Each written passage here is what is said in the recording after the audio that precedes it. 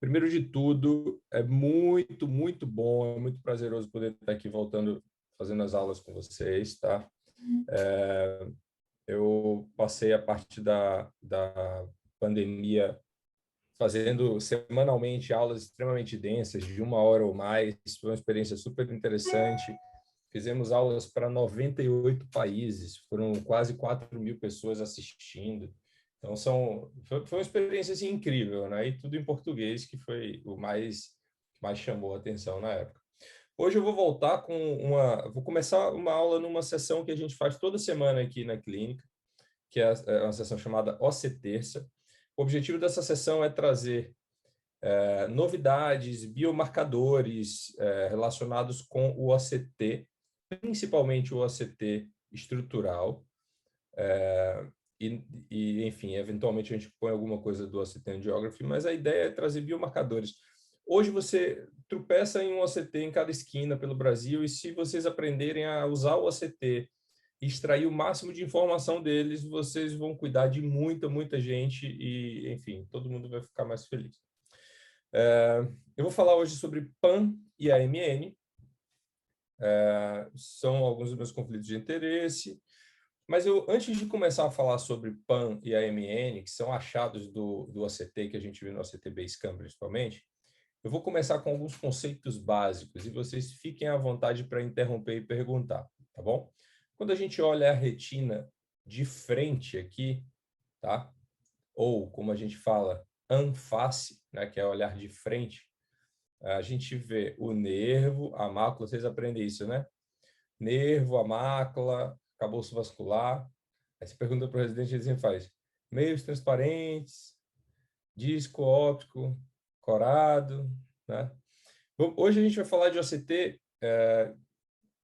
de uma alteração que acontece principalmente por um distúrbio vascular, então vamos entender como funciona o fluxo sanguíneo na retina. EPR, retina externa, geralmente nutrido pelo coro capilar, e na retina, o sangue arterial entra através da artéria central da retina, ele vai se bifurcando, né? As divisões da artéria central vão formando bifurcações, essas arteríolas elas vão se tornando cada vez mais finas, e na região da mácula forma-se um anel centralizado na fóvea, que é a zona avascular da fóvea. A fóvea não tem vasos. Essa região da parafóvea acaba acontecendo se a gente olhar ela como num corte histológico no OCT, quando a arteríola chega, ela acaba mergulhando nesse tecido retiniano e formando na região da parafóvea 3 plexos capilares: plexo capilar superficial, intermediário e profundo. Ocorre a troca, se formam os capilares venosos, vênulas e a saída desse sangue venoso pela veia central da retina. Então, ele sempre vai entrar e sair pelo mesmo lugar, ali ao nível do disco. Quando a gente fala desses plexos, né, eles estão localizados em camadas da retina. Então, o plexo capilar superficial, ele está localizado na camada de fibras nervosas e camada de células ganglionares. O plexo capilar intermediário ou médio, ele está na junção da plexiforme interna com a nuclear interna. E o plexo profundo, ele está na junção da nuclear interna com a plexiforme externa. Isso vocês vão entender já já por que é importante saber. Zonas de encontro de águas. Não sei se vocês são familiarizados com este termo, mas significa uma área onde não há um suporte vascular. É onde termina o vaso e, então, aquele tecido adjacente ele vai receber o seu aporte de oxigênio, de nutrientes, daquele vaso mais próximo. Então, essa área que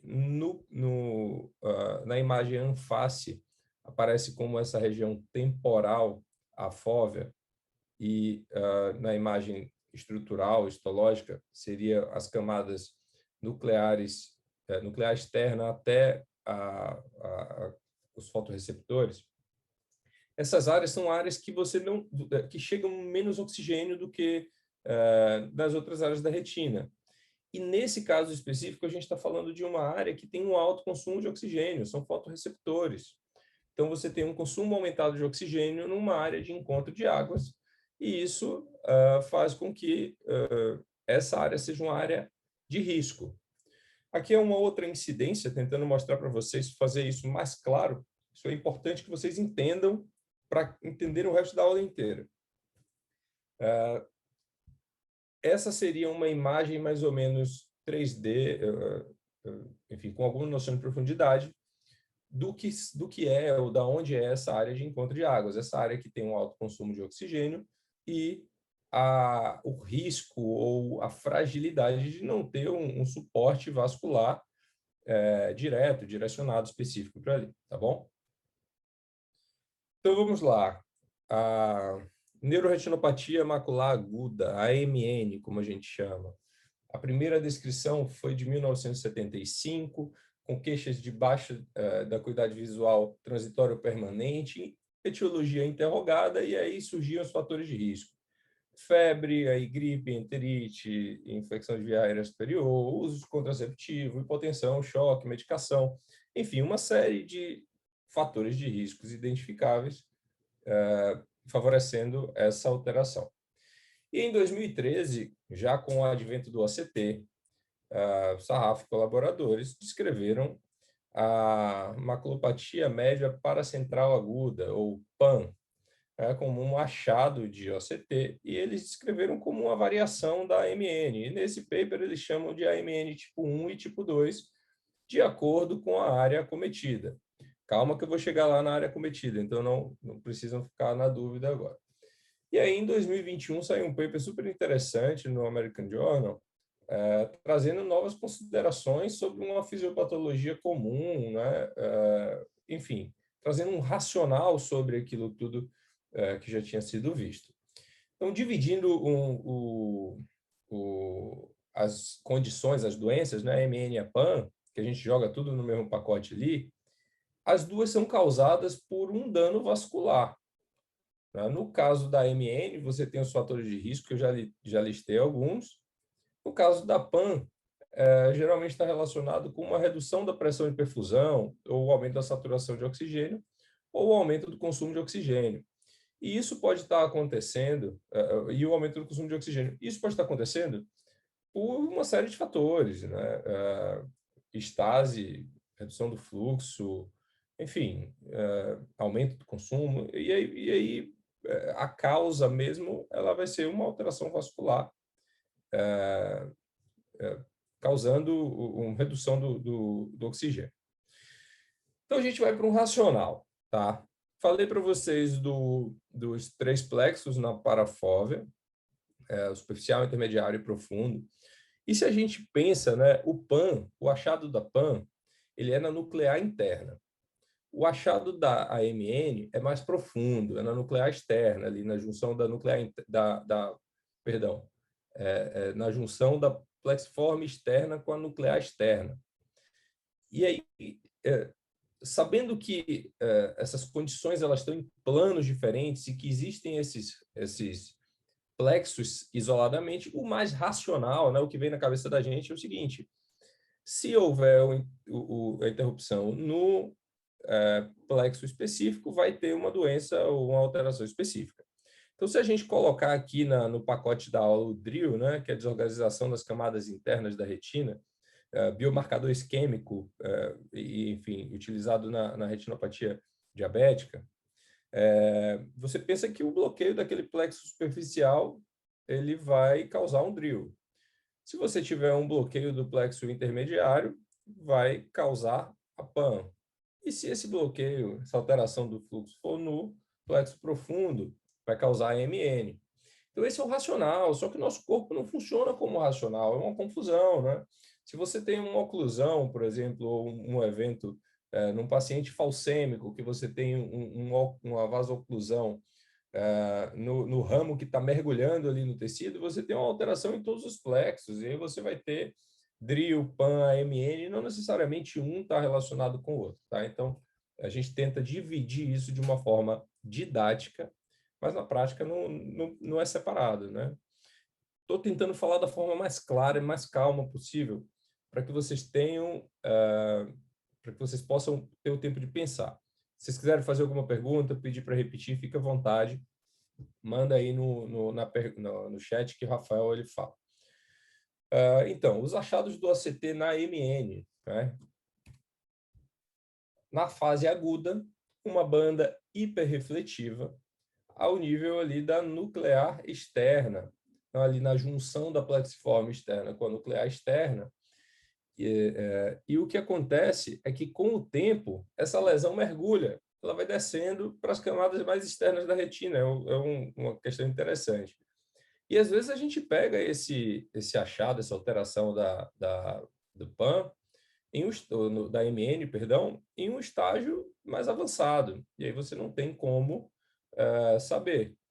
Na fase crônica, o achado da fase crônica é uma interrupção ou uma irregularidade na zona elipsoide e na zona de interdigitação. Normalmente, a zona de interdigitação ela se reconstitui mais, mas a zona elipsoide deixa uma marca, uma cicatriz, entre aspas, naquela região. Só que isso é inespecífico. Um exemplo de doença ou de condição que pode causar uma irregularidade na zona de interdigitação na região da parafóvea é a maculopatia tóxica por cloroquina. Então, já é um fator de confusão. Se você tem um paciente que teve um descolamento seroso por uma serosa e aí reaplicou, também vai ficar uma alteração na zona de interdigitação. Enfim, não é uma coisa específica, mas você vai suspeitar. Aqui um outro exemplo, né, dessa evolução da fase aguda para a fase crônica de 4 semanas do AMN. Então, percebam como a impressão que dá é que essa lesão ela vai mergulhando, essa alteração hiperrefletiva ela vai mergulhando até deixar aquela marquinha ali na zona de interdigitação. Saindo já da AMN, vindo para a PAN, né? A PAN, como o próprio nome fala, está nas camadas médias, está na camada nuclear interna. As camadas nucleares, elas são hiporrefletivas, e quando você tem um evento isquêmico, enfim, que cause essa banda, o aumento da refletividade dessas camadas, você vai ter a PAN e a MN. Então, a PAN é uma alteração, um aumento da refletividade, uma alteração da refletividade das camadas, da camada nuclear interna. Eventualmente, você tem um pouquinho da nuclear ou da plexiforme interna e da plexiforme externa também acometidos. Com o tempo, depois de passado aquele evento e da alteração e da reorganização tecidual, há uma redução da refletividade e uma redução da espessura na fase crônica. E, no final, isso fica uma linha bem fininha, né? Já não tem mais tecido ali. Existem diversos padrões de apresentação, então não necessariamente vai aparecer essa banda bonitinha, extensa, até que se você mudar a incidência do OCT, você pode encontrar formas diferentes. Então, existe o padrão intervalado, ou skip pattern, ou o padrão difuso, ou globular, que é o que eu mostrei antes, que é aquela banda bonitinha. E aí é interessante usar os mapas Anface ao nível da camada nuclear interna para você conseguir avaliar a extensão e até você ter uma visão mais ampla, mais intuitiva do que está acontecendo ali. Você pode caracterizar esses padrões e avaliar a progressão de uma forma mais fácil do que você ficar olhando Basecamp por Basecamp, tá? No exame padrão, rápido, sem muito frufru de um OCT, vão ser feitos 128 Basecamps. Imagina você fazendo 128 análises Basecamp por Basecamp. É muito mais cansativo. Eu vou apresentar aqui alguns casos e aí eu vou abrir para o pessoal que tá aqui para discutir, tá?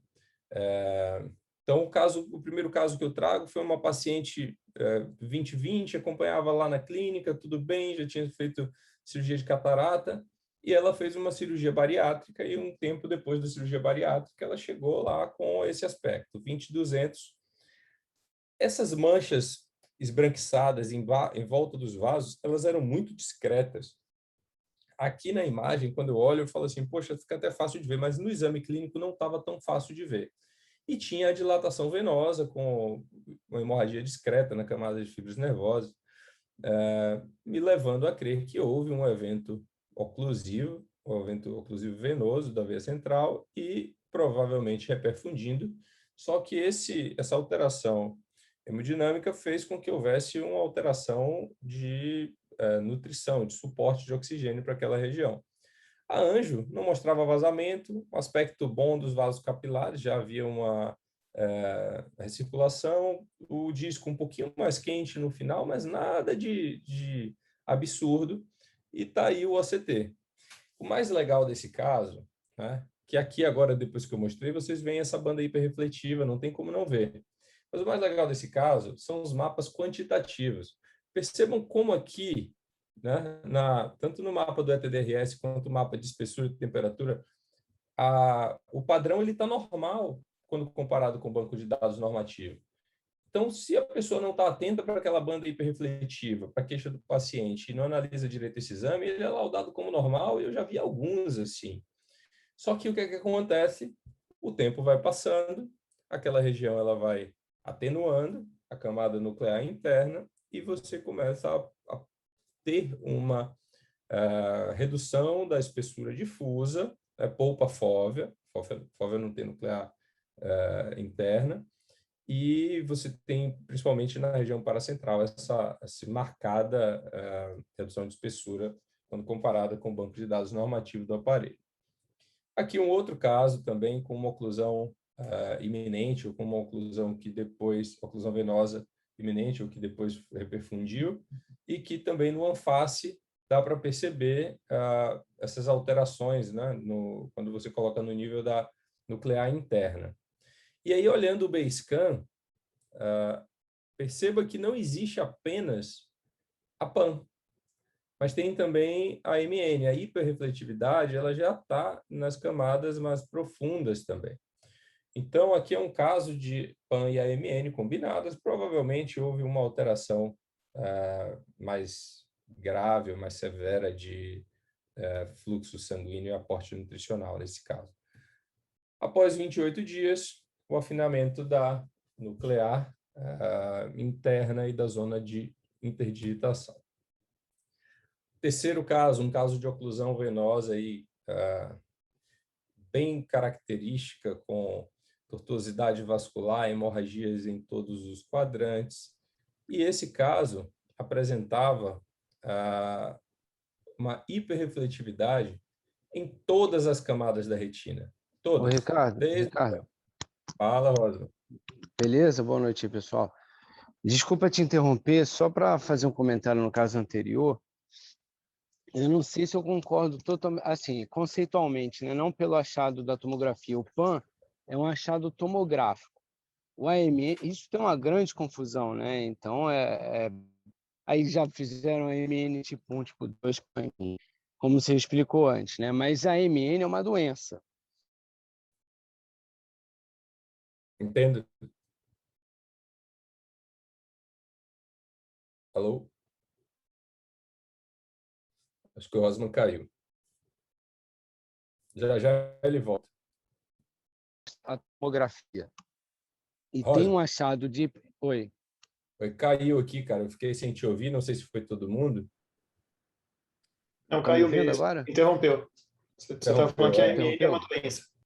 Você falou que a a MN MN é era uma doença e caiu. Desculpa, Caio, então. A MN é uma doença, né? E o PAN é um achado tomográfico. Então, quando você mostra essa hiperreflectividade um pouco mais profunda em relação ao PAN, eu vejo como uma situação que, eventualmente, naquele paciente, ele tinha uma vascularização do plexo profundo que ia um pouquinho além, mais profundo, enfim. Eu ainda acho que é um PAN, vamos dizer, um PAN estendido, entre aspas, né? E não um MN, que é uma doença diferente do PAN. O PAN pode dar em várias situações vasculares e isquêmicas, como você demonstrou, né? Então, só porque, no meu ponto de vista, eu posso estar errado, mas é importante a gente tentar separar, porque já existe uma grande confusão do PAN com o MN, E são coisas diferentes conceitualmente, né? Então, por mais que você tenha essa hiperreflectividade, eu não sei se eu chamaria isso de MN, a não ser que seja um quad MN, mas aí seria uma coisa esquisita para ter um PAN junto. Mas é minha opinião, posso estar errado, como eu falei. Não, eu gostei muito do seu comentário, Rosman. Eu vou fazer o seguinte, eu vou segurar ele aqui só para eu terminar essas apresentações e eu vou comentar sobre o que eu penso sobre isso já, tá? Só vou seguir aqui na apresentação. Aí aqui um outro caso com a hiperrefletividade acometendo todas as camadas da retina, edema macular, tinha sangue dentro dos espaços cistoides, e essa paciente ela acabou tendo uma atenuação de toda a retina interna, né, um aspecto da desorganização mesmo do DRIO no pós-tratamento. Infelizmente, ela acabou evoluindo para glaucoma não vascular, foi um caso bem difícil. Aqui um outro caso, oclusão de artéria, de ramo arterial, no corte do ACT, havia essa área aqui, com o aumento da refletividade na camada nuclear interna. Mudando a incidência, havia ali embaixo também uma outra área com aumento da refletividade na camada interna. E aí, o ACT anface é lindo para mostrar, né, a área que está acometida e ajuda também para você acompanhar a evolução, mas nesses casos, normalmente você não tem o que fazer, né? Essa área ela vai ficar com, no mínimo, uma redução importante da sensibilidade. Mudando o plano da imagem anface, se você faz ela num plano em que você está pegando a camada nuclear interna e ela está hiperrefletiva, você vai ver ela branquinha, mas se você utiliza esse plano ao nível do EPR, você vai ter uma imagem que alguns fabricantes chamam de shadowgram, é uma imagem de sombras e você vai conseguir ver o arcabouço vascular e tudo que impede a luz de passar vai ficar mais escuro e aí você encontra essa área do PAN também como mais escuro. E por que eu trouxe essa imagem especificamente? Porque a maioria dos OCTs entrega uma imagem como essa, uma face estrutural ali com a imagem que ele capturou para você avaliar se tem artefato de piscar ou não. E essa imagem ela pode te dar algumas pistas sobre o diagnóstico. Aqui um outro caso, o penúltimo caso, uma oclusão de artéria central da retina. Voltando, né, para entendimento do fluxo sanguíneo, havia uma ciliorretiniana patente e houve esse residual aí de retina polpada. E nas imagens anface, há uma grande absorção do sinal, né, uma hiporrefletividade pela imagem não chegar.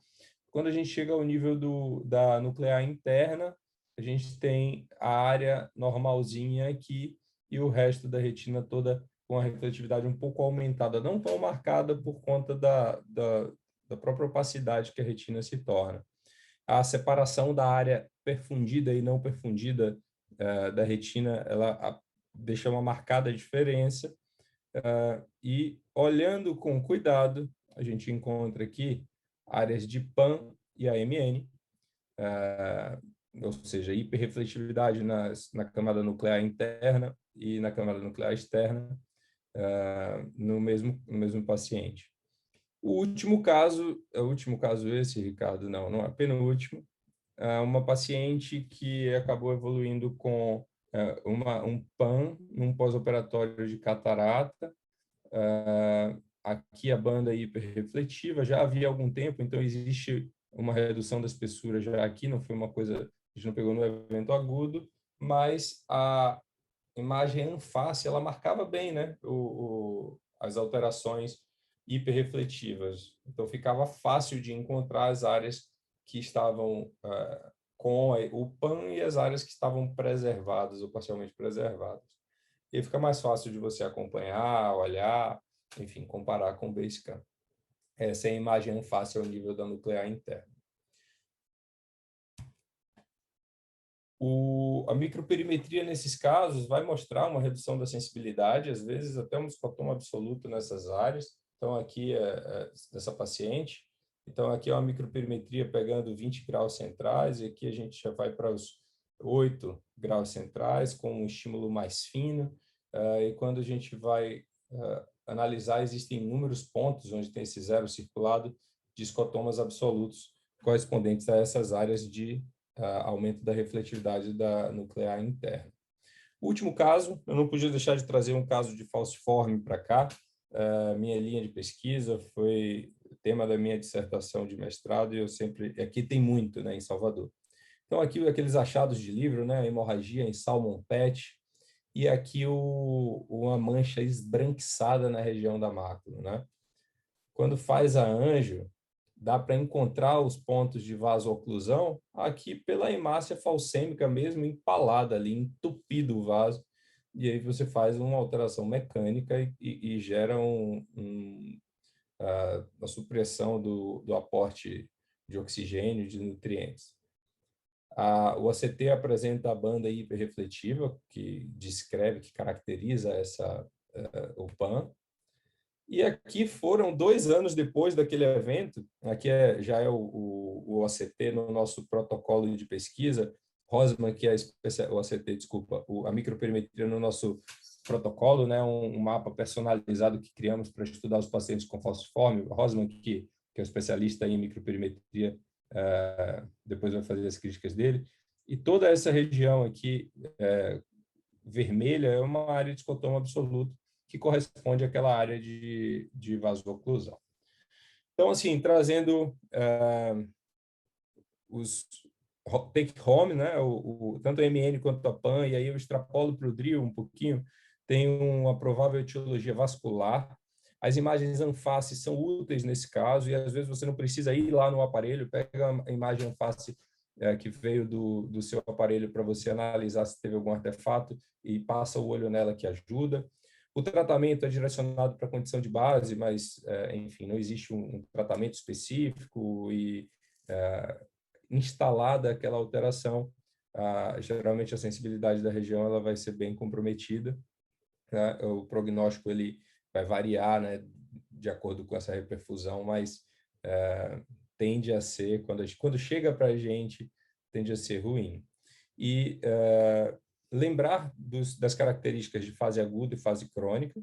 Então, eu vou lembrar para vocês aqui, na MN, hiperrefletividade na nuclear externa, que vai mergulhando essa hiperrefletividade ficando atenuada, e que na fase crônica deixa uma alteração discreta na zona de interdigitação. Na PAN, a fase aguda é uma banda hiperrefletiva, ou um padrão intervalado hiperrefletivo ao nível da nuclear interna, que, com o passar do tempo, na fase crônica, há uma redução da espessura e da refletividade da camada nuclear interna. Então, é um tema de OC-terça super específico e complexo para se entender. Por isso que eu trouxe aquela parte inicial mastigada, ou mais mastigada que eu consegui. E o que é que eu acho interessante aqui da gente falar, relacionado com o que o Rosman comentou. A gente sempre separou a MN como doença e a PAN como um achado de exame que pode acontecer em várias doenças. No ano passado, foi aventada a possibilidade, né, no artigo publicado no ano passado, na Academia Americana, no American Journal, se eu não me engano, foi aventada a possibilidade de a MN e PAN terem uma etiologia vascular, né, podendo ser causada por diferentes coisas. Não a MN como uma doença específica, mas já foi descrito, por exemplo, recentemente, a Adrian Scott publicou um paper mostrando a MN num caso de falciforme, de uma maculopatia falciforme, e depois ela trouxe uma revisão dos casos que ela viu, em que ela tinha PAN e AMN no caso de falciforme. A gente viu aqui no caso de oclusão de ramo venoso ou de veia central, não me lembro agora, a AMN e PAN no mesmo caso, casos em que você tem uma oclusão arterial da retina, você percebe a hiperrefletividade em todas as camadas. Então, eu acredito, Rosman, que há que tanto o MN como o PAN, o pessoal ressalva para o que eu penso, isso não está escrito em lugar nenhum, não, tá?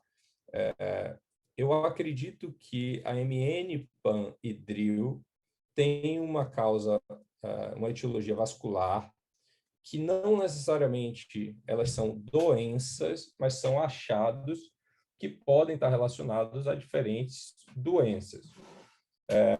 Alterações do fluxo da coroide estão relacionadas com a MN, alterações do fluxo da retina, dos vasos da retina estão relacionadas em alguns casos. Então, eu penso dessa forma hoje. Mas não existe, essa resposta ela ainda não existe, entendeu? Ricardo, eu concordo com você. Desculpa. Desculpa, Fala Felipe, deixa eu rapidinho. só complementar. Não, eu concordo. Eu acho que muitas publicações já surgiram ligando essas duas doenças, classificando 1, 2 e separando essas doenças. Eu acho que é uma questão muito mais conceitual mesmo.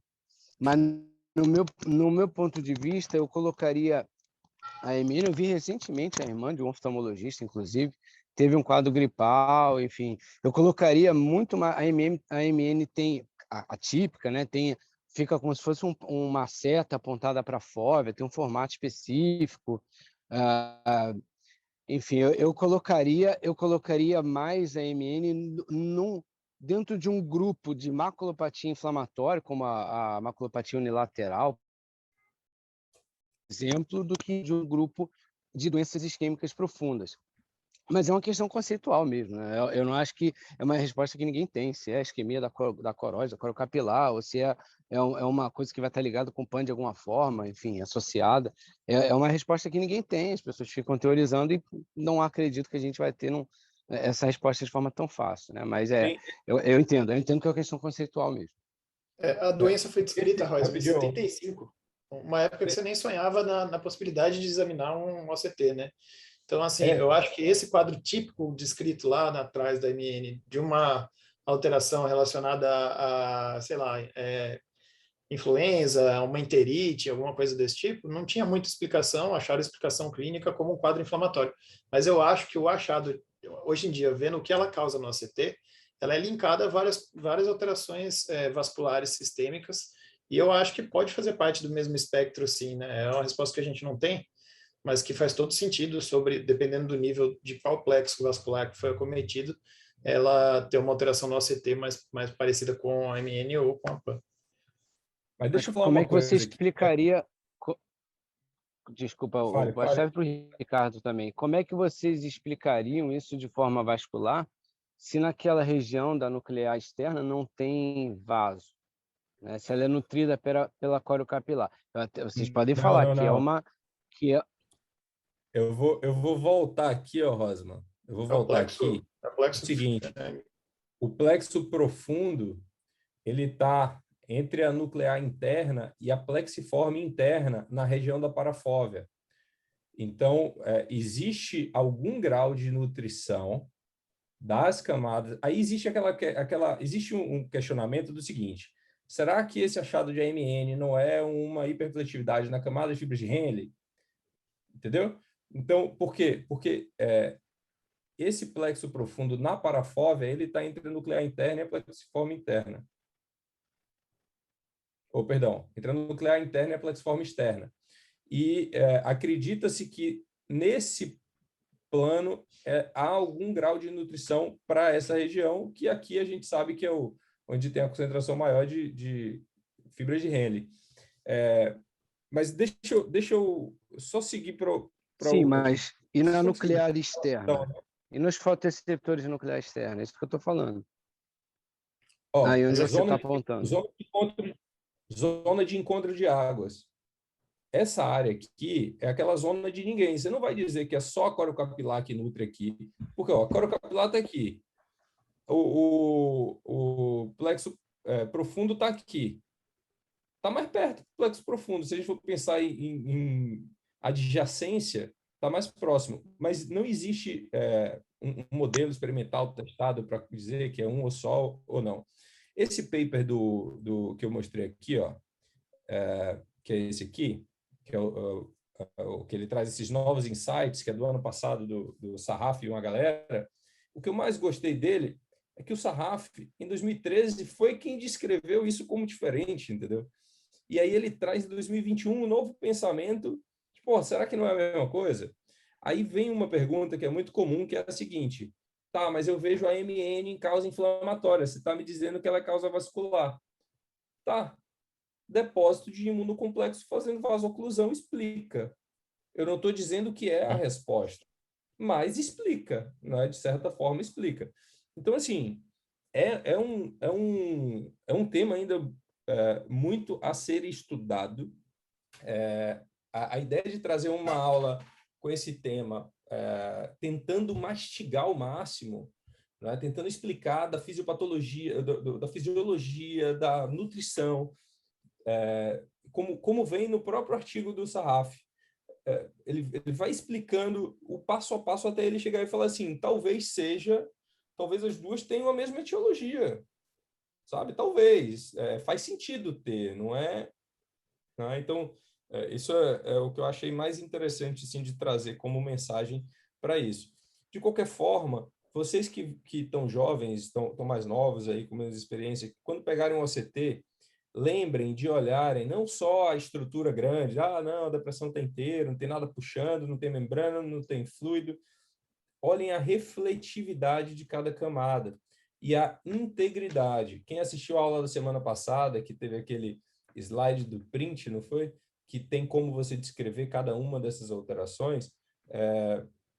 Aquilo ali, pensa você olhar cada camada com aquela pesquinha do lado e comparando se a refletividade dela está normal ou não em relação às outras. Tá? E quem tem acesso a um OCT com anfase estrutural, a tiracolo, olha essas imagens, porque você tem é muito mais intuitivo você olhar aquilo ali como um todo e falar, opa, aqui está brilhando um pouquinho mais, deixa eu ir com o scan até ali e olhar. É mais fácil, sabe? Eu consigo mostrar um caso rápido, até para ilustrar um outro lado dessas doenças também. Deixa eu colocar aqui.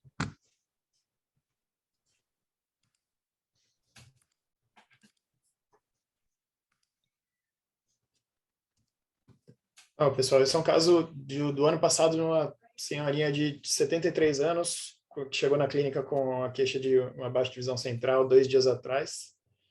No antecedente dela, acompanhava com um cardiologista, falava que tinha um sopro e que tinha um aneurisma aórtico e de história oftalmológica, só tinha feito cirurgia de catarata e acompanhava com drusas e mobilização de pigmento com a DMRI seca. Visão dela no olho da queixa 20/30, mas ela tinha uma queixa de um escotoma central, não tinha alterações na câmara anterior, no exame de lâmpada de Fender, nem na pressão. Essa aqui é a foto. No olho direito, somente as drusas, mobilização de pigmento, a gente não via nenhuma alteração.